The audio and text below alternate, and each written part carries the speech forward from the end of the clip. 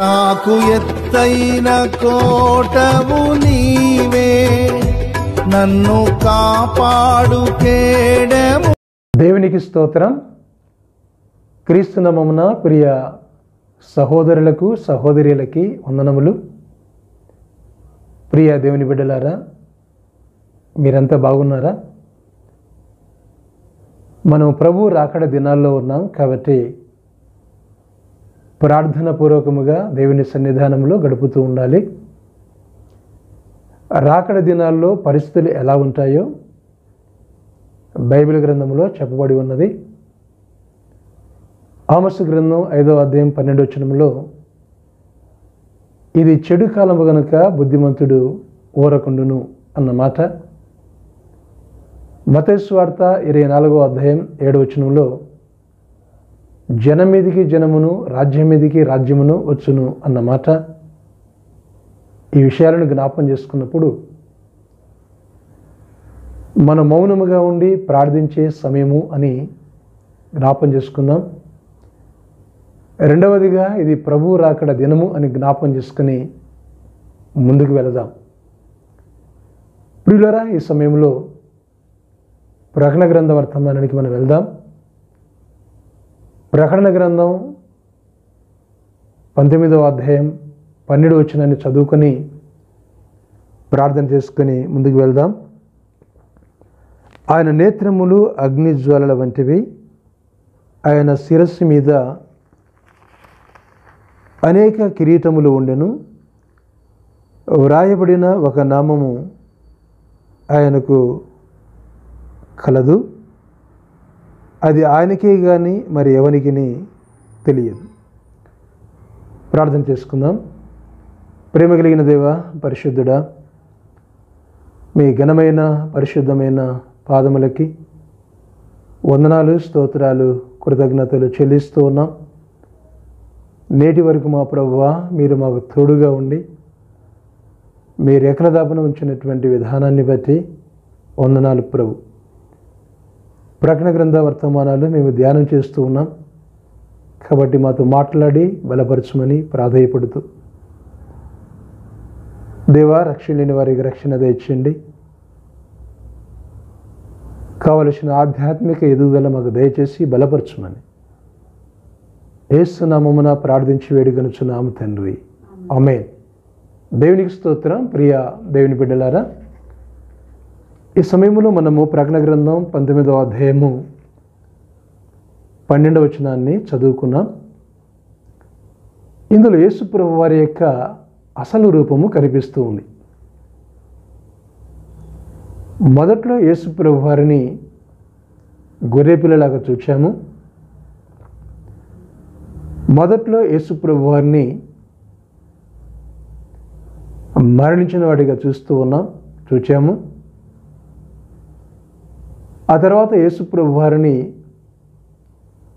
పునరుత్థానమైనటువంటి దేవుడిగా మనం చూచాము. ప్రియులరా, ఇప్పుడు యేసు ప్రభు వారిని అసలైన రాజుగా చూస్తూ ఉన్నాం. యేసు ప్రభు వారు రాజుగా జన్మించాడు. ఇక్కడ యేసు ప్రభు వారు రారాజు అయ్యాడు. మృతుడై తిరిగి లేచినవాడు అని బైబిల్ సెలవిస్తూ ఉంది. కాబట్టి ఆయన నేత్రములు అగ్ని జ్వాలవలే ఉండెను. ఆయన తల మీద అనేక కిరీటములు ఉండెను. ఆయన తండ్రి నామము అక్కడ రాయబడినటువంటి క్రమాన్ని మనము చూస్తూ ఉన్నాం. ప్రియులారా, ఆయన నేత్రములు అగ్ని జ్వాలవలే ఉండేవి. యేసుక్రీస్తు శరీరధారిగా వచ్చినప్పుడు ఆయనతో అనేక మంది ఉన్నారు.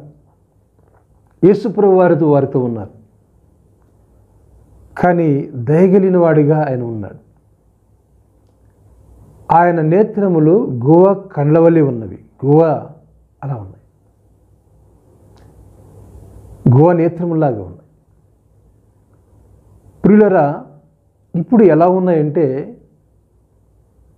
అగ్ని నేత్రములు అని ఇందులో మనం చూస్తూ ఉన్నాం. ప్రియులరా, దేవుడు భయంకరుడు అన్న లేఖన భాగాలను పాత నిబంధన గ్రంథంలో ద్వితీయోపదేశకాండములో చాలా చాలా సందర్భాల్లో చూస్తాం. ఈ రోజున యేసు ప్రభువారు వధించబడిన గొర్రెపిల్ల కాదు. అలనాడు యేసు ప్రభువారిని వధించబడిన గొర్రెపిల్లలాగా చూచారు. కానీ ఇప్పుడు వధించబడిన గొర్రెపిల్ల కాదు, అనగా వధకు సిద్ధమైన గొర్రెపిల్ల కాదు. మన పాపాల నిమిత్తమై ఆయన మరణించాడు.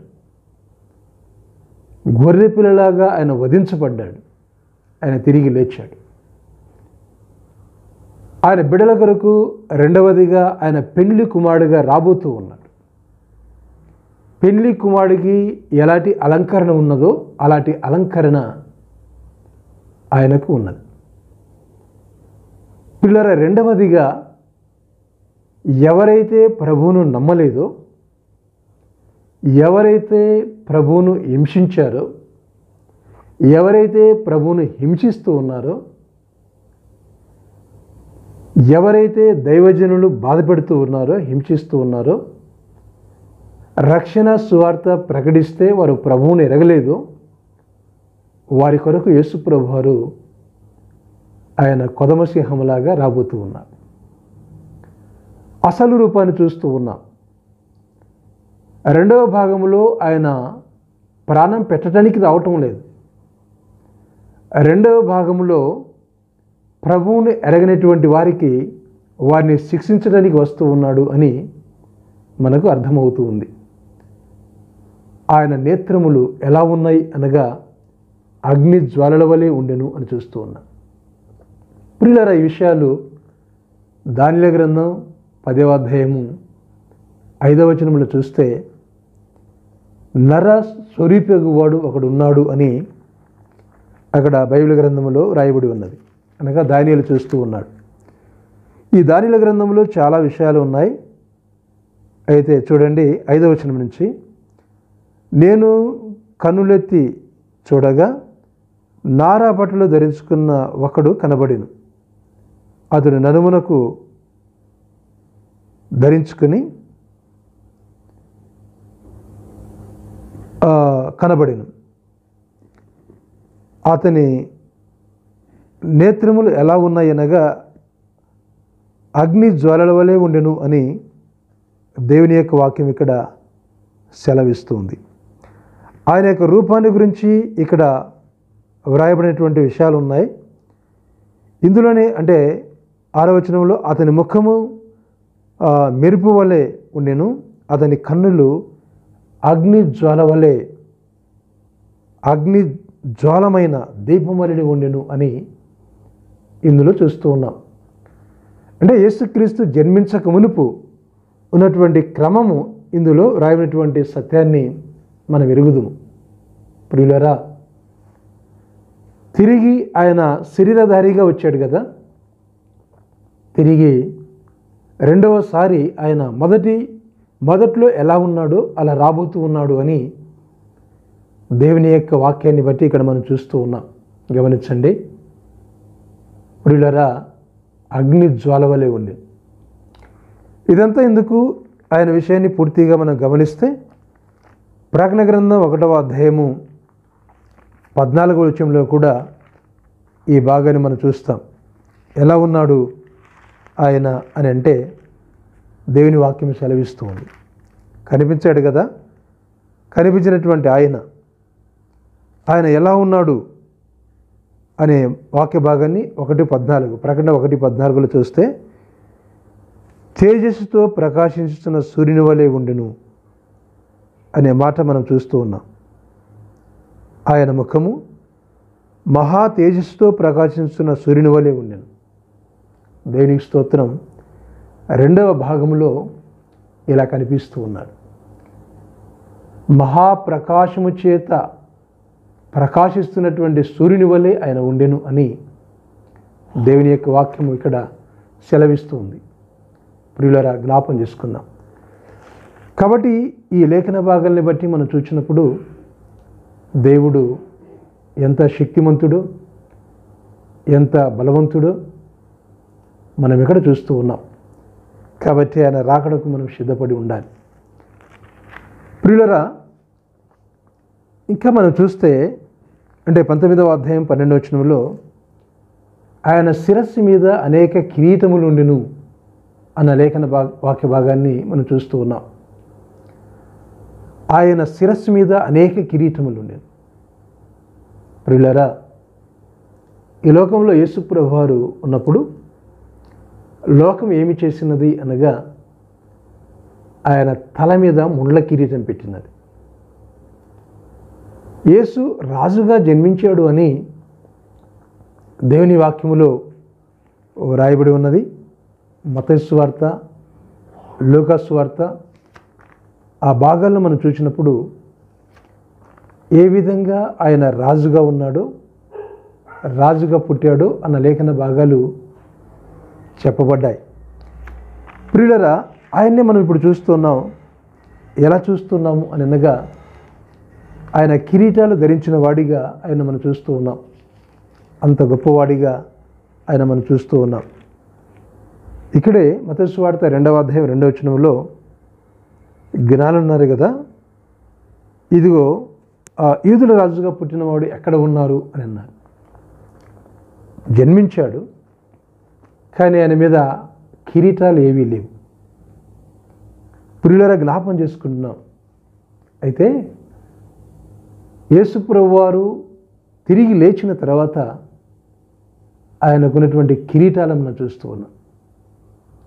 మత్తయి 27:29లో ముండ్ల కిరీటాన్ని పెట్టారు. లోకము యూదుల రాజా అని చెప్పారు, యూదుల రాజా అని చెప్పారు. అయితే ప్రియులరా, మనం ఇక్కడ యేసు ప్రభువారిని ఎలా చూస్తున్నాము అని అనగా ఆయన కిరీటాలు ధరించినటువంటి వాడిగా ఆయన చూస్తూ ఉన్నాం. దేవునికి స్తోత్రం. బైబిల్ గ్రంథంలో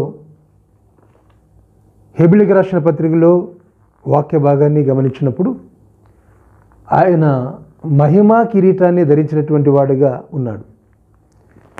2వ అధ్యాయము ఇక్కడ 9వ వచనాన్ని మనం చూస్తే, యేసు మరణము పొందినందున మహిమా ప్రభావముతో కిరీటమును ధరించిన వారిగా ఆయనను చూచుచున్నాము అని అన్న లేఖన భాగాన్ని ఇక్కడ మనం చూస్తూ ఉన్నాం. ఒక కిరీటము కాదు, కిరీటాల్లో అనేక రకాలు ఉన్నాయి. అతిశయ కిరీటం, వాడబారని కిరీటం, నీతి కిరీటం, భూషణ కిరీటం, ఇలా మనం చూస్తాం. ప్రియులరా, రాజుగా కిరీటాన్ని ధరించినటువంటి మహారాజుగా ప్రభువును చూస్తూ ఉన్నాం. ఆ కిరీటాన్ని ఆయన ధరించి ఆయన రాజుగా పరిపాలన చేస్తూ ఉన్నాడు. కిరీటాన్ని ధరించుటకు ఆయనే అర్హుడు. దావీదు మహారాజు కూడా కిరీటాన్ని ధరింపచేశారు, కానీ ఆ కిరీటం పడిపోయింది. ఎప్పుడైతే ఆయన పాపం చేశాడో దానికి విలువలేదు. పాపాన్ని జయించిన వాడికి, లోకాన్ని జయించిన వాడికి కూడా ఈ కిరీటాలు ప్రభు ఇస్తానని చెబుతూ ఉన్నాడు. యేసు ప్రభు వారు ఈ లోకాన్ని జయించాడు, మరణాన్ని జయించాడు, తిరిగి లేచాడు. కాబట్టి ఆ కిరీటం ఆయనకి ఇవ్వబడి ఉన్నది. దేవునికి స్తోత్రం. అందుకే ప్రకటన గ్రంథం 4వ అధ్యాయం 11వ వచనంలో 24 పెద్దలు ఆ కిరీటాలను ఆయన ఎదుట వేసినటువంటి క్రమాన్ని చూస్తూ ఉన్నాం. యేసు ప్రభువారు కిరీటాన్ని ధరించాడు. అదే కిరీటాలను అనగా వారు కొన్ని కిరీటాలను ధరించి ఉన్నారు, 24 పెద్దలు. వీళ్ళని గమనించండి. అయితే పరిశుద్ధుడా పరిశుద్ధుడా నీతిమంతుడా అని, నీవే పరిశుద్ధుడు అని చెప్పి ఆ కిరీటాలను వారి కింద వేసినటువంటి క్రమాన్ని మనం చూస్తూ ఉన్నాం. దేవునికి స్తోత్రం. వీళ్ళ ప్రభుతో ఉండాలని, ప్రభుతో కలిసి కూర్చుండాలని, ప్రభులాగా కిరీటాలు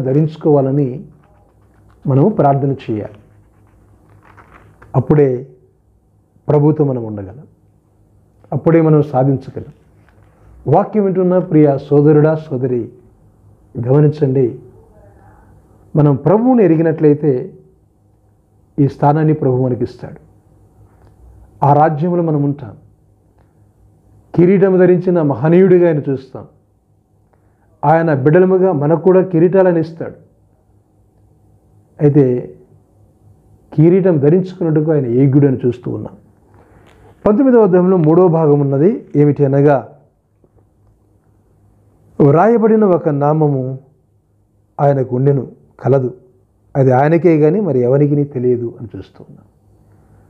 వ్రాయబడిన నామం. ఏ నామము? ఆ నామం లేవికాండం 11వ అధ్యాయం 44వ వచనంలో ఆయన అన్నాడు, నేను పరిశుద్ధిని గనక మీరు కూడా పరిశుద్ధులుగా ఉండాలి అని అన్నాడు. అవునండి, ఆయన పరిశుద్ధుడు. ఆయన నామం ఇదే. ఏమిటి అనగా పరిశుద్ధుడు అనేటువంటి నామము ఆయనకున్నది. ఆయన నామం అదే. ఏం పేరయ్యా నీ పేరు అంటే, నేను ఉన్నవాడును అన్నాడు మోషేతో. ఏమి పేరు ఆయన పేరు అంటే యెహోవా. ఏం పేరు ఆయన పేరు అంటే యేసుక్రీస్తు. ఇలా మనం చూస్తూ ఉన్నాం. యెహోవాగా, యేసుగా, పరిశుద్ధాత్మ దేవుడిగా ఇలా చూస్తూ ఉన్నాం. కానీ వీటన్నిటినీ కలిపి మనం చూసినట్లయితే ఆయన పరిశుద్ధుడు అన్న లేఖన భాగాన్ని గమనించండి. వ్రాయబడిన నామం ఆయనకుండెను, ఆ గొర్రె పిల్లకు. ప్రియులరా, ఆయనకు ఏ పేరైతే ఉన్నదో ఆయన బిడ్డలకు కూడా అదే పేరు ఉంటుంది అని బైబిల్ గ్రంథం సెలవిస్తుంది. కాబట్టి ఆయన నామాన్ని గురించి మనం ధ్యానం చేసినప్పుడు ప్రకటన గ్రంథం 14వ అధ్యాయంలో మనము సియోను పర్వతం మీద నిలిచిన గొర్రెపిల్లను చూస్తాం. జయించిన గొర్రెపిల్ల. ఇక్కడ మరణానికి వచ్చినప్పుడు గొర్రెపిల్లగా ఆయన చూచాము. ఆయన తిరిగి లేచిన తర్వాత కూడా గొర్రెపిల్లలాగా ఆయన మాట్లాడారు. సియోను పర్వతం మీద నిలిచి ఉన్న గొర్రెపిల్ల. అక్కడ ఆయన నామము, ఆయన తండ్రి నామము పరిశుద్ధులకు కూడా పెట్టబడినటువంటి క్రమాన్ని బైబిల్ గ్రంథంలో మనం చూస్తూ ఉన్నాం. కాబట్టి గమనించండి, ఆయన పరిశుద్ధుడు. ఆయన నామం ఏమిటనగా పరిశుద్ధుడు. ఆ పేరు తన బిడ్డలకు కూడా ఆయన ఇవ్వబోతూ ఉన్నాడు. కాబట్టి ఇక్కడ యెషయా గ్రంథం 4వ అధ్యాయంలో ఒక విషయం రాయబడి ఉన్నది. ఏమిటి అనగా, యెరూషలేములో దాఖలైన ప్రతి వాడికి పరిశుద్ధుడు అని పేరు పెట్టబడును అని దేవుని యొక్క వాక్యము సెలవిస్తూ ఉంది. దేవునికి స్తోత్రం. ప్రియులారా, గమనించండి, మనం పరిశుద్ధులము కావాలంటే ప్రభువుని సొంత రక్షకుడిగా అంగీకరించాలని దేవుడు కోరుతూ ఉన్నాడు. ప్రియులారా, ఈ 4వ అధ్యాయంలో ఉన్నటువంటి లేఖన భాగం ఒకసారి జ్ఞాపం చేసుకుందాం. 4వ అధ్యాయంలో ఇక్కడ 4-5 వచనాలలో మనం ఈ విషయాన్ని మనం చూస్తూ ఉన్నాం. 4వ అధ్యాయం 5వ వచనంలో 4వ వచనం నుంచి, సియోనులో శేషించిన వారికి, యెరూషలేములో నిలబడిన వారికి, ఆయన జీవం పొందుటకై యెరూషలేములో దాఖలైన ప్రతి వానికి పరిశుద్ధుడు అని పేరు పెట్టబడును అని చూస్తూ ఉన్నాం. ఆయన తండ్రి, ఆయన నమ్మిన మనము ఆయన కుమారులం అవుతాం. ఆయన ఎందరు అంగీకరించుదురో వారందరికీ తన కుమారులు అని అనిపించుకున్నట్టుగా ఆయన యోగ్యత ఇచ్చాడు, అర్హత ఇచ్చాడు. ప్రియులారా, రక్షణ పొందిన మనము ధన్యులము. ఇంకా పాపములో ఉన్నావా? ఈ వాక్యము నీ కొరకే. రక్షించబడిన వారికి ఆ రక్షణ ఆనందములో ఎంతో మహిమ ఉన్నది. రక్షణ ఆనందం, మహిమా కిరీటం. వాక్యం వింటున్న ప్రియ సోదరుడా సోదరి, రక్షణ పొందకపోతే యేసుప్రభు వారిని రక్షకుడిగా, సొంత రక్షకుడిగా అంగీకరించమని నేను కోరుతూ ఉన్నాను. దేవుని వాక్యాన్ని జ్ఞాపం చేస్తూ ఉన్నాను. ఏమిటనగా మరలా 19వ అధ్యాయం 12వ వచనం.